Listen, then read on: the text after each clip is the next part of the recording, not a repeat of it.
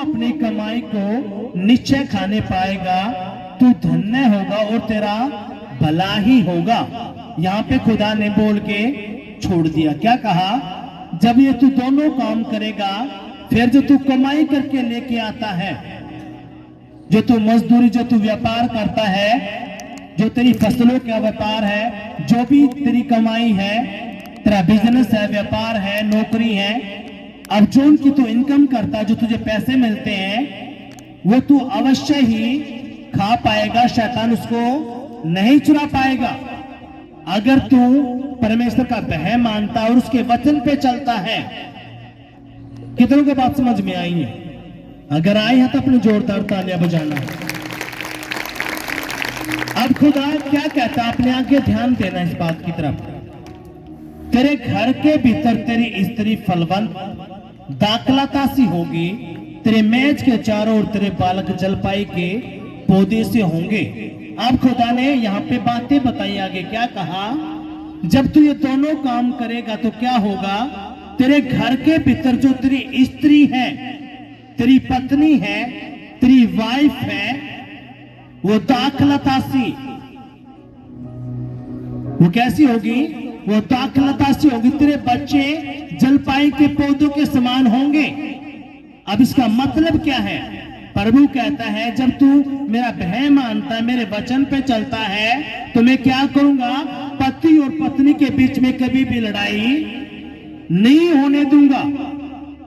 उसके बच्चे कभी भी नशे में, गलत संगति में नहीं जाएंगे। उसकी पत्नी उसके पति को छोड़ के और पति के चक्करों में नहीं रहेगी, ना उसका पति अपनी पत्नी को छोड़ के और औरत के चक्कर में नहीं रहेगा। कितनों की बात समझ में आई है? यहाँ पे हर बार बताते पाशा जी, प्रार्थना करो मेरा पति और औरतों के चक्करों में है। वो भाई कहता है कि मेरी पत्नी और भाइयों के चक्कर में आप प्रार्थना करो। अब ये क्या है? ये क्या है? क्योंकि वो खुदा का वचन है, जानते ही नहीं। और इसी बात का शैतान फायदा उठा के उनके घरों में, बच्चों में गड़बड़ियां फैला दी है। क्यों? उन्हें खुदा के वचन को जाना ही नहीं। वो खुदा के पास आ तो गए, लेकिन वचन उनके ऊपर एक तरफ और खुदा का वचन एक तरफ। क्योंकि ये वचन ही आपकी जिंदगी को बदलेगा, आपके बच्चों को बदलेगा, आपके बिजनेस को बदलेगा, आपके घर में सुख शांति ये वचन ही लेके आएगा। और कोई माई का लाल लेके नहीं आने वाला। आपके घर में आपके बच्चों कौन सुधारेगा? ये वचन। इस वचन की इतनी ताकत है, इतनी पावर है। शैतान इन वचनों को सुन के आपके घरों से भागेंगे। लेकिन मैं देख रहा हूं पीछे ऐसी बातें चल रही हैं। इसका मतलब क्या है? वो मूर्ख बने हुए हैं, उनको पता ही नहीं इस वचन की अहमियत का।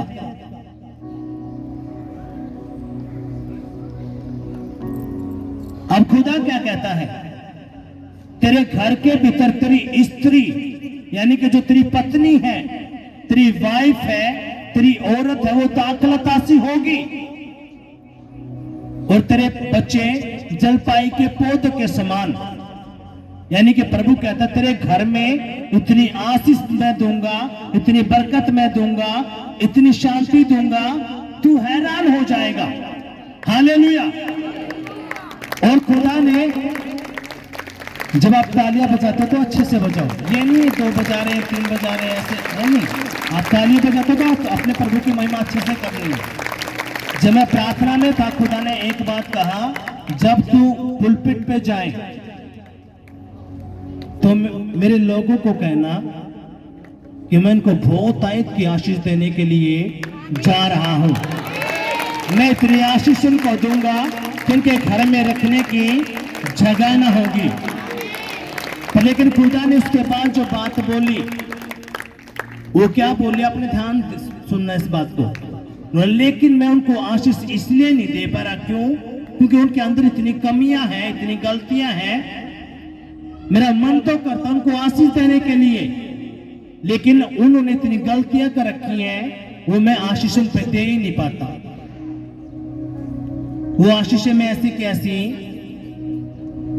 रख लेता हूं। यीशु ने कहा, मैं तुझे पूछ नहीं सर ठहराऊंगा। तो उधार देने वाला बनेगा, ना कि उधार लेने वाला। ये किसके वचन है? जिंदा परमेश्वर के। हालेलुया। कितनों की बातें समझ में आई हैं? अब खुदा क्या कहता है? तेरे घर के भीतर जो तेरी स्त्री है, तेरी पत्नी है, तेरी वाइफ है, तेरी औरत है, तेरे बच्चे हैं, तेरी औरत कभी गलत ना चलेगी, न तेरा पति कभी गलत चलेगा, न तेरे बच्चे गलत संगतों में पड़ेंगे, न वो नशे करेंगे, न तेरे घर में कभी लड़ाई झगड़ा होगा। अब ये बातें खुदा ने कब कही है? खुदा ने कही जब तू मेरा भय मानेगा, मेरे मार्गों पे चलेगा, मेरे वचन पर चलेगा, तभी ये बातें तेरे लिए संभव होंगी। कितनों की बातें समझ में आई? ये बातें अगर आई हैं तो जोरदार तालियां बजाएंगे।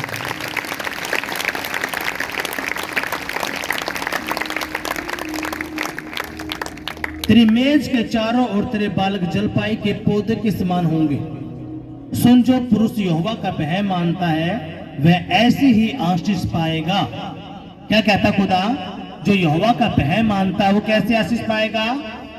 ऐसे ही आशीष पाएगा। हालेलुया।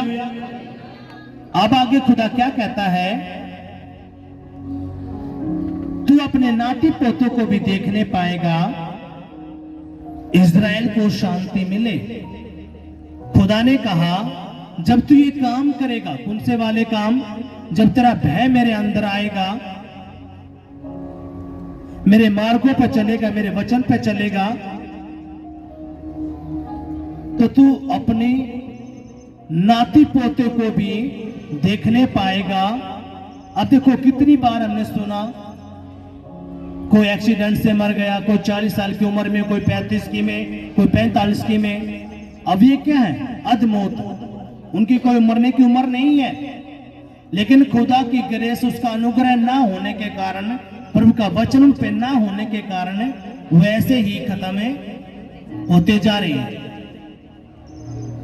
अब खुदा क्या कहता है? जब तू मेरा वचन समझ जाएगा, मेरे वचन तेरे दिल में जाएगा, बुद्धि में जाएगा, तो फिर क्या होगा? जो तेरे नाती पोते हैं, तो उनके अपने नाती पोतों को भी देखने पाएगा, उनकी शादियां भी तू देखने पाएगा। तू अधमौत नहीं मरने का। हालेलुया। कितनों की बातें समझ में आई? अब खुदा जो आपसे चाहता है वो क्या चाहता है? पहली बात, खुदा चाहता है कि आपके दिल के अंदर प्रभु का भय आए। आप कहीं पे भी हो, जब आपके अंदर यह रहेगा कि मेरा परमेश्वर मुझे देखता है, चाहे आप अच्छा काम करो, बुरा काम करो, आपको पता होना चाहिए कि मुझे कोई देख रहा है।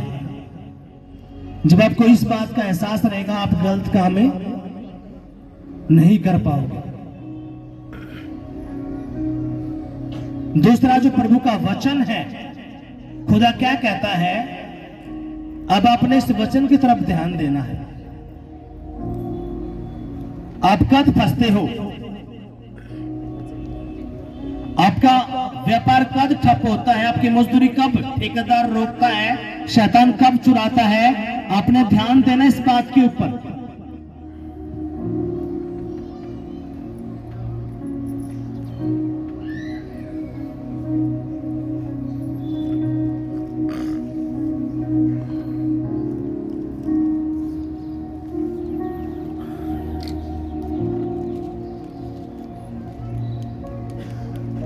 उत्पत्ति की पुस्तक उसका 28वां अध्याय।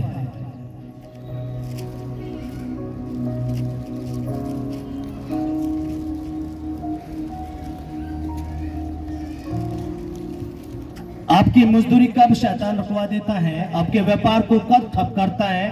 आपकी दुकान चलते चलते कैसे बंद हो जाती है? आपकी नौकरी, आपके पैसे तो अच्छे मिलते हैं, लेकिन नौकरियों में कोई बरकत नहीं, कोई आशीष नहीं।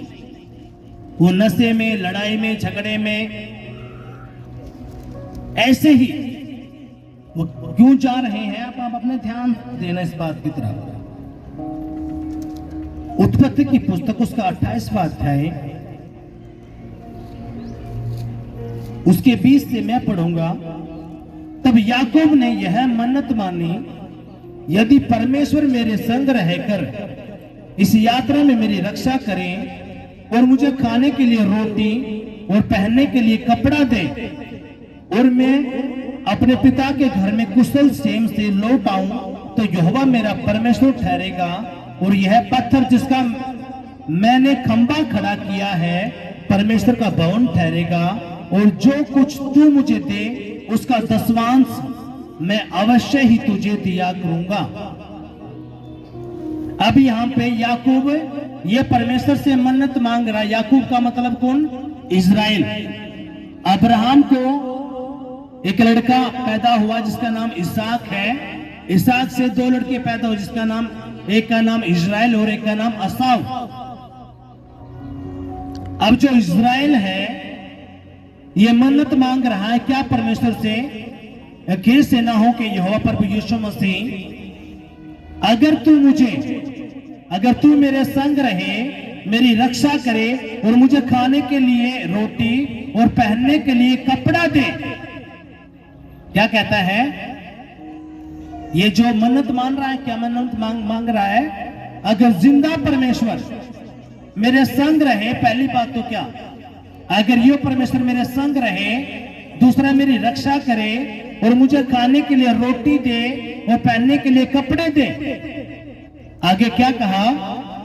मैं अपने पिता के घर में कुशल क्षेम से लौट आऊं, तो यहोवा मेरा परमेश्वर ठहरेगा और यदि पत्थर जिसका मैंने खंबा खड़ा किया है ये परमेश्वर का भवन ठहरेगा, और जो कुछ तू मुझे दे उसका दसवांश, यानी कि जो तू मुझे कमाई देगा, जो तू मुझे बरकत देगा, जो तू मुझे नौकरी देगा, व्यापार देगा, बिजनेस देगा, दुकानें देगा, मैं क्या करूंगा? उसका 10वां हिस्सा तेरे भवन के लिए मैं दूंगा।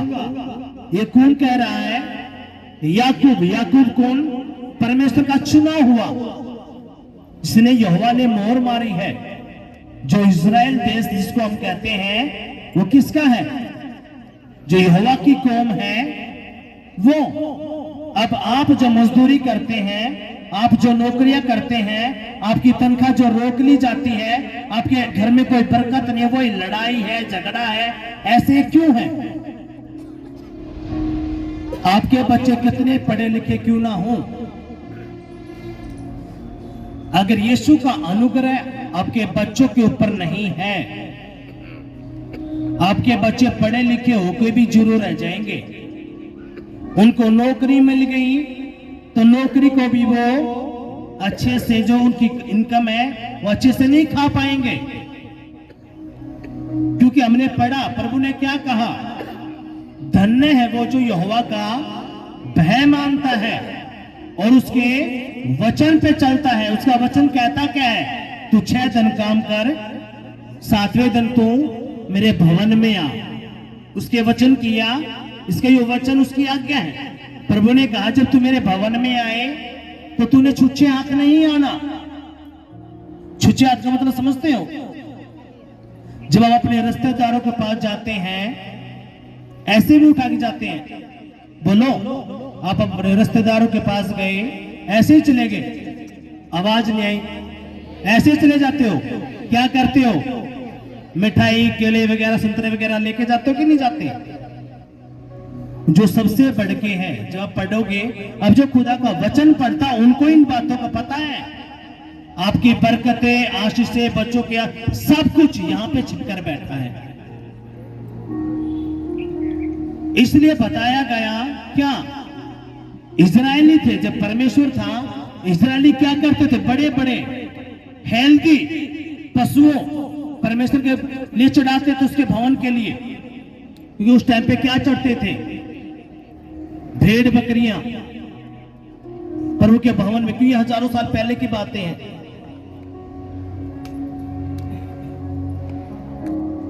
बाइबल क्या कहती है? अब अपने ध्यान देने इस बात की तरफ। अब हम जाएंगे मिलाकी की पुस्तक, उसका 3रा अध्याय। खुदा ने क्या कहा? क्या मनुष्य परमेश्वर को धोखा दे सकता है? पर देखो तुम मुझको धोखा देते हो और तो भी पूछते हो हमने किस बात में तुझे धोखा दिया है या लूटा है। आपने देखो ये वचन कैसे अपने आप में कनेक्ट है, अपने ध्यान देना है। इज़राइल जो याकूब है उसने मन्नत मानी, क्या मानी?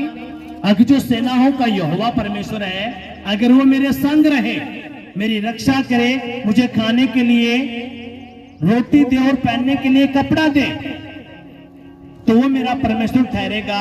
और जो खुदा मुझे बिजनेस देगा, नौकरी देगा, व्यापार देगा, कमाई देगा, उस कमाई का मैं 10वां हिस्सा प्रभु के भवन के लिए, उसके कामों के लिए मैं दूंगा। कितनों के बात समझ में आई? अगर आए हैं तो जोरदार तालियां बजाएंगे। अब आपकी मजदूरी कब रुकती है? आपने ध्यान देना है। प्रभु ने क्या कहा? क्या मनुष्य परमेश्वर को धोखा दे सकता है? पर देखो तुम मुझको धोखा देते हो, तो भी पूछते हो हमने किस बात में तुझे धोखा दिया या लूटा। आप परमेश्वर को धोखा दे सकते हो? बताओ, बोलो। जो स्वर्ग और पृथ्वी का परमेश्वर है, आप उसको धोखा दे सकते हो? आप दे सकते हो धोखा उसको? भाई लोग, आप उसको धोखा दे सकते हो? आपके घर की आशीष, बच्चे की आशीष, शादी की आशीष, नौकरी की आशीष, चाहे बाहर जाना है, चाहे यहाँ पे रह के काम करना है, सब कुछ उसकी मुट्ठी में है। लेकिन खुदा ने वो छिपा के रखा है। कहां पे छिपा के रखा है? अपनी आज्ञाओं में, अपने वचन के अंदर। खुदा ने कहा जो मेरे वचन पे चलेगा, मैं उसके लिए अपनी मुट्ठी खोल दूंगा और उसके कामों को बनाना शुरू कर दूंगा। हालेलुया। कितनों के बात समझ में आई है? अब खुदा कहता है क्या इंसान मुझे धोखा दे सकता है, लेकिन फिर भी तुम मुझे धोखा देते और लूटते हो। आगे क्या लिखा है? दशमांश और उठाने की भेंटों में तुम पर भारी श्राप पड़ा है, क्योंकि तुम मुझे लूटते हो, वरना सारी जाति ऐसा करती हैं। अब सुनो, यहां पे खुदा ने क्लियर कट कर दिया, जितने भी मुसलमान हैं, यहूदी हैं, और जो असली वाला मसीह है, जनमन, वो कदे भी परमेश्वर का दशमांश नहीं खाएगा। मुसलमान क्यों इतने, देखो सुनो, सब डूबी भागने की कोशिश करते हैं, मैं डूबी जाऊंगा, डूबी जाऊंगा। जितने भी मुसलमान इतने अमीर अमीर क्यों हैं? क्योंकि वो जकात देते हैं। जकात समझते हो? परमेश्वर का 10वां हिस्सा। और ये किसकी औलाद है? ये भी अब्राहम की औलाद है। अब्राहम को एक दासी थी जिसका नाम क्या था? हाजिरा। जब सारा को बच्चा पैदा नहीं हुआ था, तो सारा ने कहा कि ये मेरी दासी है, मेरी नौकरानी है, तू क्या करे ताकि तेरा वंश चले, तू उसके साथ सो जा। और अब्राहम उससे सोआ, लेकिन खुदा ने मना कर दिया था अब्राहम को, अब तूने मेरे वचन पे डटा रहना। लेकिन उसने अपनी पत्नी की बात मानी, और जब वो हाजिरा के पास गया तो हाजिरा के एक बच्चा पैदा हुआ। हाजिरा कौन थी? एक अन्ना जाति, एक मिस्री औरत। और उसको जो बच्चा पैदा हुआ उसका क्या नाम था? इस्माइल। इस्माइल से कौन गया? सारी मुस्लिम कौम, सारे मुसलमान किससे पैदा हुए? उस इस्लाम से। लेकिन खुदा ने वाचा बांधी किससे? इसहाक से। सारा को जो बच्चा होगा उसी से तेरा वंश बढ़ेगा। पर लेकिन तूने जो गलती कर दी है, फिर भी कोई नहीं अब्राहम, तू मेरा प्रिय पुत्र है, तू मेरा भय मानता है, इसलिए कोई नहीं, मैं इसको भी क्या करूंगा? आशीष दूंगा। इस्माइल को भी क्या करूंगा? आशीष दूंगा। ये बात किसने कही? परमेश्वर ने। जब हम उत्पत्ति में पढ़ते हैं,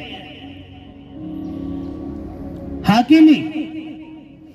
अब यहां पे खुदा ने कहा, अब जितने मुसलमान भाई हैं, यहूदी कौम है, और जितने असली वाले मसीह हैं, जिसको क्रिश्चियन बोलते हैं, वो कदे भी परमेश्वर का 10वां हिस्सा नहीं खाएंगे। चाहे कितनी गरीबी, कितनी कमजोरी क्यों ना आ रही हो, वो परमेश्वर का 10वां हिस्सा नहीं खाएंगे। क्यों? क्योंकि उनको इस परमेश्वर के वचन का पता है। और जब खुदा के वचन पे चलते हैं, ये हो ही नहीं सकता परमेश्वर उनको आशीष न दे। परमेश्वर को क्या करता है? आप अपने आगे ध्यान से सुनना है। मैंने कहा कोई मजदूर है, उसकी मजदूरी क्यों रोक ली जाती है? उसका बिजनेस, उसकी दुकानें उसके क्यों ठप रहती है? क्यों? क्योंकि वो चोरी करते हैं, और वो चोरी करने वाला वो इंसान नहीं, वो शैतान है। पाप कौन करवाएगा? कौन करवाएगा पाप? परमेश्वर के विरोध में कौन लेके जाएगा? बोलो, कौन लेके जाएगा? शैतान। और उसको पता है अगर ये अपना 10वां हिस्सा देना शुरू करेगा तो उसकी गरीबी दूर हो जाएगी, इसके कर्जे दूर हो जाएंगे, इसका बिजनेस फलवंत होगा, घर में सुख शांति आएगा, क्योंकि प्रभु ने बोला है। कहा बोला है? भजन संहिता 128 में क्या कहा? जो यहोवा का भय मानेगा, उसके वचन पे चलेगा, वो अपनी कमाई को निश्चय खाने पाएगा। अगर उसके खेत है, उसकी फसलें डाउन है, तो प्रभु क्या कहता है? उसकी फसलों को मैं इतना फलवंत कर दूंगा, उनके पशुओं को कर दूंगा, उनके बिजनेस को कर दूंगा, पर लेकिन वो फंसते कद है यहां पे आके। अब जब आप खुदा के लिए 10 रुपए खर्च करते हो तो परमेश्वर आपके लिए 10,000 देने की ताकत रखता है। जब आप 1000 खर्चते हो तो परमेश्वर आपको लाखों रुपए देने की ताकत रखता है। हालेलुया। कितनों के बात समझ में आई है? परमेश्वर तो देखता है कि ये कितने का आत्मिक बने हैं, इनको मुझसे लेना आता भी है, नहीं लेना आता। अब अपने ध्यान देना है। परमेश्वर ने कहा, क्या मनुष्य है कि इतने औकात है कि वो मुझे लूट ले, लेकिन फिर भी तुम मुझे क्या करते हो? लूटते हो, मुझे धोखा देते हो। कौन कहता है ये बात? परमेश्वर। क्या कहा? तुम मुझे लूटते हो, किसमें? दसवांश और पेठों में। जब तुम मेरे दसवांश की चोरी करते हो, पेठों की चोरी करते हो, तो खुदा ने क्या कहा? तुम पर भारी श्राप पड़ा है। तुम पर क्या पड़ा? भारी श्राप। भारी श्राप पड़ा। तुम्हारे बिजनेस ठप हुए, तुम्हारी कमाई बीमारों में, कर्जे में, डॉक्टरों के पास, भक्तों के पास गए। ये कौन कह रहा है? सच्चा परमेश्वर। एक बहन आई, उसने कहा, प्रभु के दास प्रार्थना करो, ये दिक्कत है। कोई नया परिवार आता है तो हम उनको नहीं बोलते, क्यों? नए परिवार को तो पता ही नहीं, लेकिन जिसको 6 महीने हो गए, 1 साल हो गया, वो सारी बातें समझता है। उसको बोला कि अपनी ये काम करना है, उसने वो काम नहीं किया, अटैक आया, लाखों रुपए डॉक्टरों को दिया। लाखों रुपए क्या दिया? डॉक्टरों को। कभी लोन पास नहीं हुआ। एक बहन आई, पास्टर जी प्रार्थना करो ताकि जो अड़चन मेरे लोन में है, मेरा लोन पास हो जाए। प्रार्थना करी, खुदा ने लोन पास करवाया, लेकिन उसने चोरी की, वो उस लोन को अच्छे से नहीं कर पाए। क्यों? क्योंकि शैतान आपके दिमाग के साथ खेलता है, उसको पता है कैसे ये फंसाना है। लेकिन खुदा क्या कहता है? तुम मुझे लूटते हो, तुम पर भारी श्राप पड़ा है।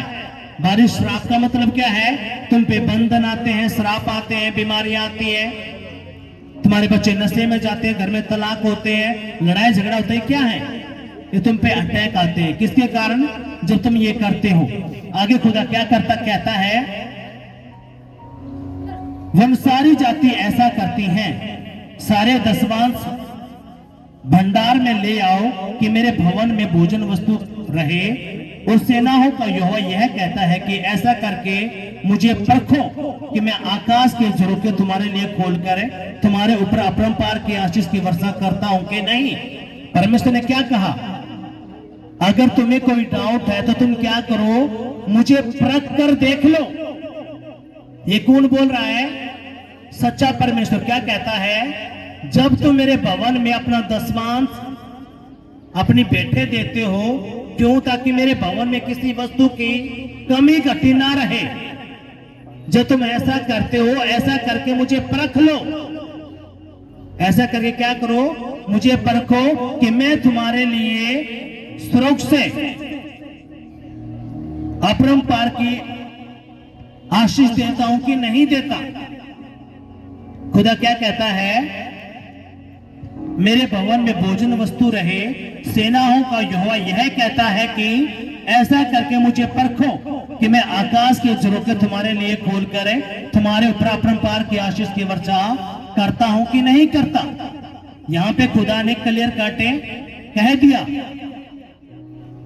जब तक आप लोग, अगर आप बिजनेस करते हो, आप मजदूरी करते हो, आपकी दुकान है, आप ऑटो चलाते हो, आपके खेत है, फसलें आप करते हो, पशु का कोई मैटर, आप कोई भी बिजनेस करते हो, काम धंधा करते हो, जब तक आप ये नहीं बोलते, कौन सी बात, ये जो मैं बोलने वाला हूं, अब परमेश्वर जो तू मुझे आशीष देगा, क्योंकि याकूब ने क्या कहा, अगर यहोवा मुझे मेरे संग रहे, मेरी रक्षा करे, वो खाने के लिए रोटी दे और पहनने के लिए कपड़ा दे, तो वो मेरा परमेश्वर ठहरेगा, और जो मुझे बिजनेस देगा, कमाई देगा, बरकत देगा, उसका मैं 10वां हिस्सा उसके भवन के लिए, उसके कामों के लिए दूंगा।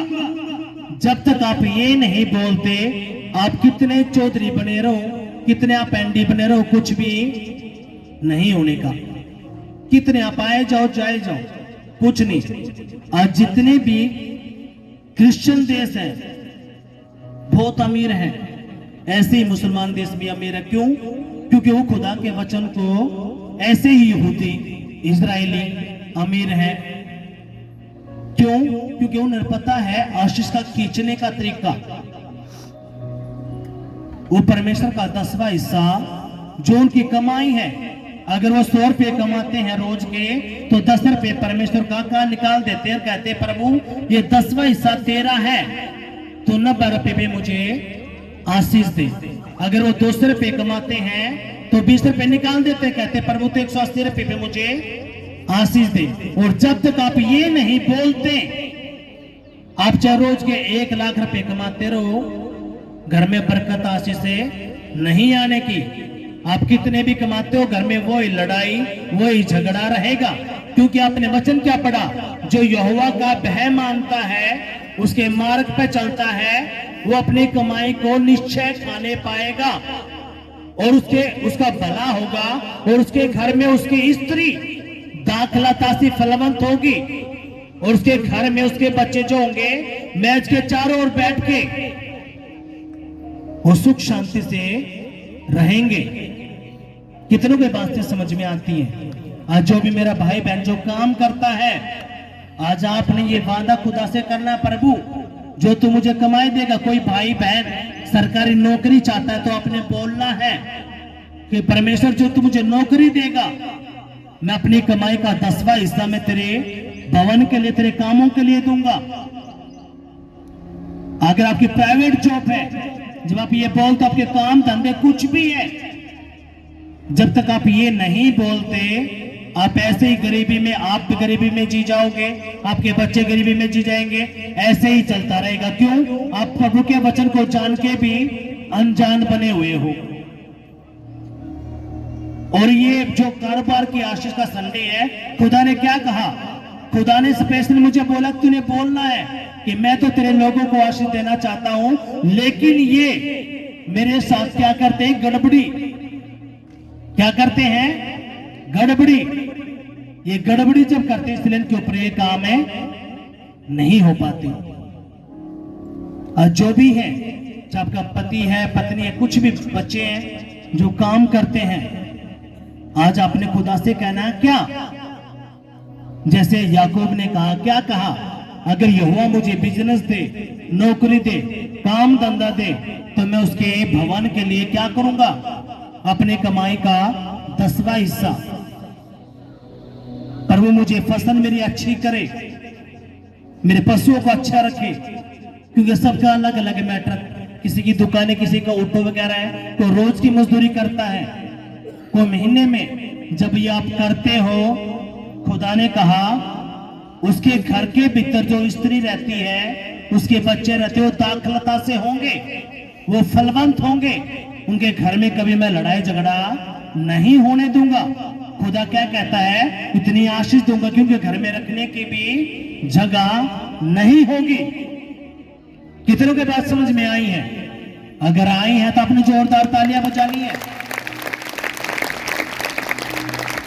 शैतान आपके मन में डालेगा कि प्रभु का दास तो लेने के लिए कर रहा है, लेकिन जो खुदा का वचन पढ़ता है, जिसके पास, इसलिए शैतान आपसे बाइबल भी नहीं खरीदवाने देता।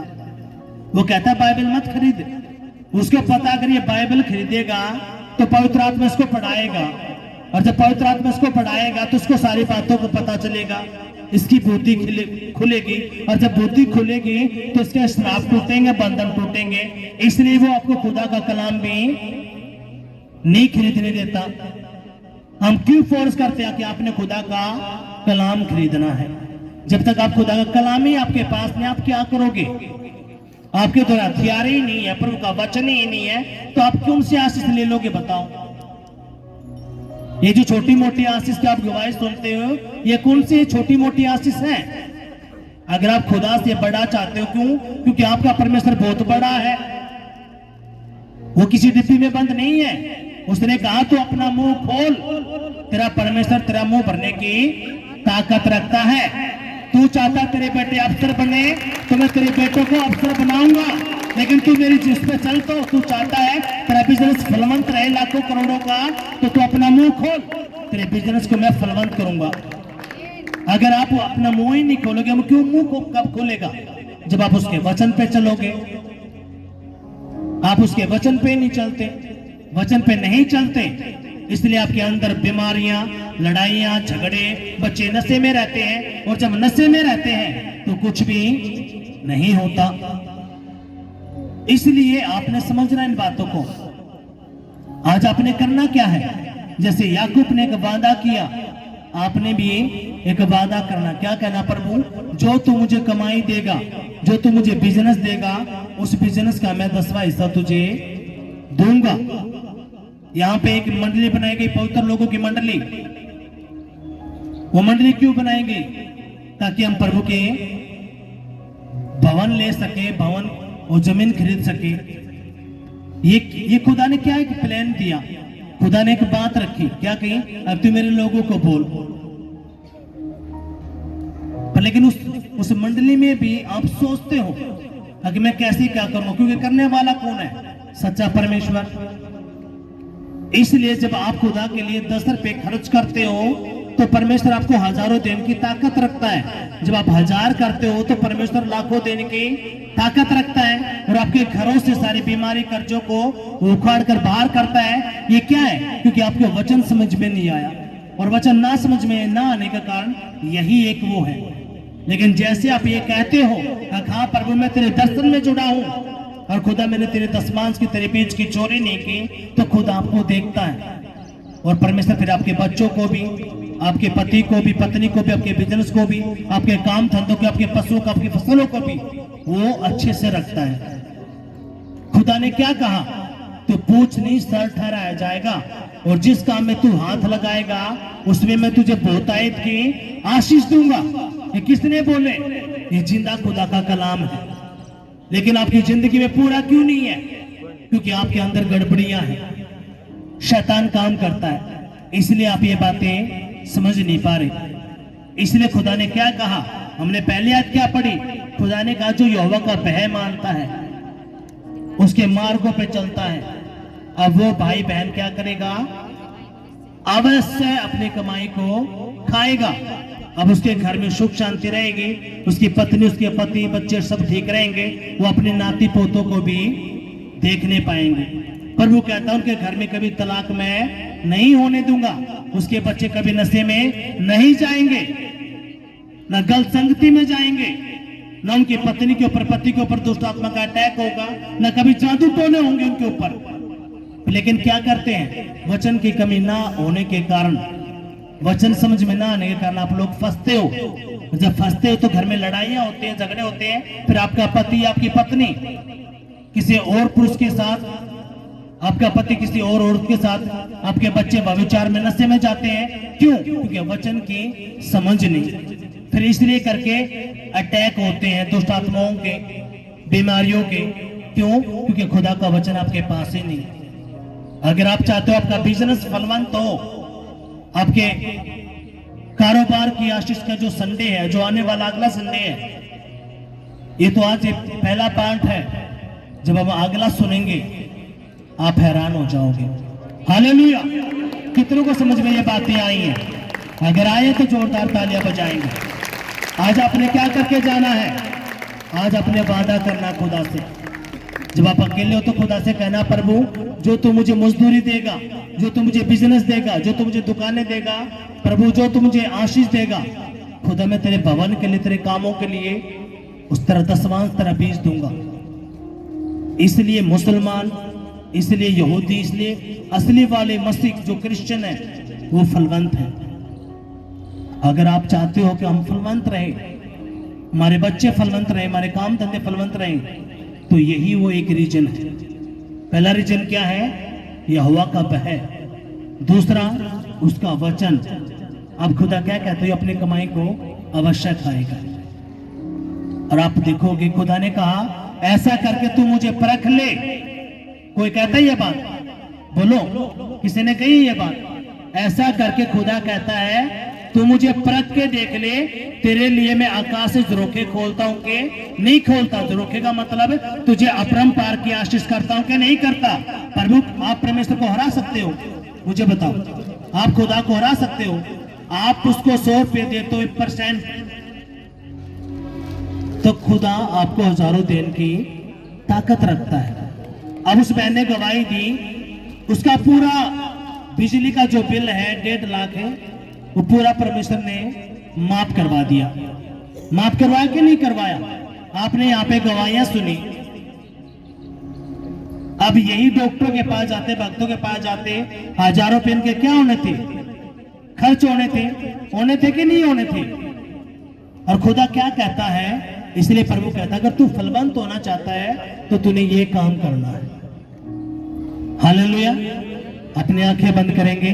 बादशाहों का बादशाह है पिता। जो वचन मैंने सुना, पढ़ा, ये वचन मेरी जिंदगी में रहे, मेरी बुद्धि में रहे और 100 गुना फल लेके कोई भी अंधकार की शक्ति तेरे इस वचन को जो मैंने सुना है ना चुराने पाए। यीशु के नाम में आमीन।